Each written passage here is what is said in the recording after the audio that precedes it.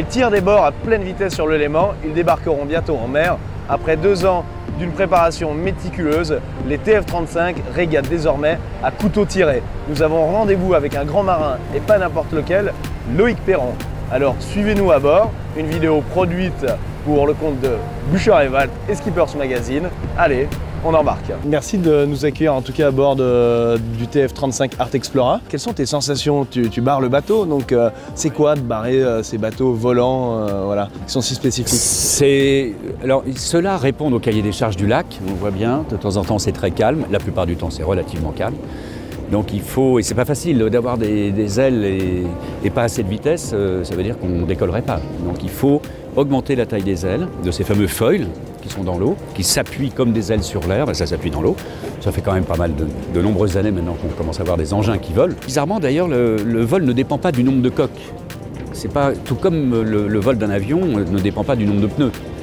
On se fout un peu de savoir sur combien de pneus va se poser l'avion quand il ne vole pas, pour autant qu'il arrive à voler sur ses ailes. Ben, c'est pareil pour un bateau. Là, il y en a 2, parfois il y a des trimarans à foil, il y a des monocoques à foil, il y a des planches à voile, il y a des wing foil, il y a plein de choses qui volent depuis maintenant pas mal d'années. Et c'est quoi les sensations en tant que barreur là? C'est beaucoup plus lisse en fait. C'est surtout qu'on accélère évidemment, parce que le principe du foil c'est de s'extraire de la traînée. Tout ce qu'on essaye de faire, c'est d'essayer de diminuer les freins dans plein de domaines. C'est ce qui est le plus intelligent à faire, plutôt que d'augmenter la puissance.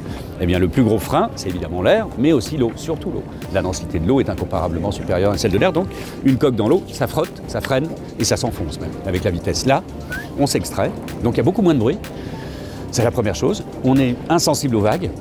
On les traverse évidemment en ligne droite et en altitude. Et par contre, ça va plus vite. Donc il faut être relativement sensible. Ça ressemble un petit peu, c'est une 3e dimension comme en aviation. C'est le même langage que les avions. On parle de portance, de traînée, de décrochage, de stall. Les termes sont exactement les mêmes. On les utilisait déjà pour nos voiles, parce que nos voiles, ce sont des ailes aussi.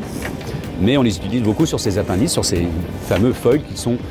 Dans le cas du TF35, l'intérêt, c'est que tu vois ici, il y a des petits boutons qui sont là. Et c'est l'un des premiers bateaux qui soit un peu automatisé, à foil comme ça, un bateau de course. Jusque-là, la régulation de l'incidence de ces fameux plans qui nous permettent de voler se fait manuellement. Alors que là, c'est automatique. C'est toi, en tant que barreur, qui va gérer justement cette régulation sur cette console? Enfin, je ne vais pas gérer la régulation, je vais juste afficher une consigne. En gros, j'ai 2 types de consignes à la barre, ou quelqu'un d'autre peut le faire à côté. C'est qu'on peut demander une hauteur de vol, entre 0 et 90 cm au-dessus de l'eau.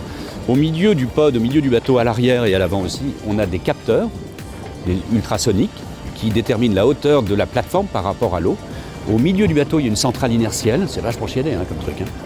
Il y a une centrale inertielle qui analyse l'ensemble des paramètres de mouvement, de gîte, de tangage, de stabilité de la plateforme, et va en déterminer la poussée sur les foils. Lesquels foils sont, enfin lesquels petits flaps à l'arrière, comme sur un avion, sont mus par des moteurs électriques. Il y a des moteurs qui sont cachés là-dedans, dans les safrans, et des moteurs sur les 2 dérives, qui vont agir sur les flaps en fonction de la consigne. Et puis l'autre consigne, c'est ce qu'on appelle le pitch, c'est-à-dire la manière dont le bateau se comporte en longitudinal.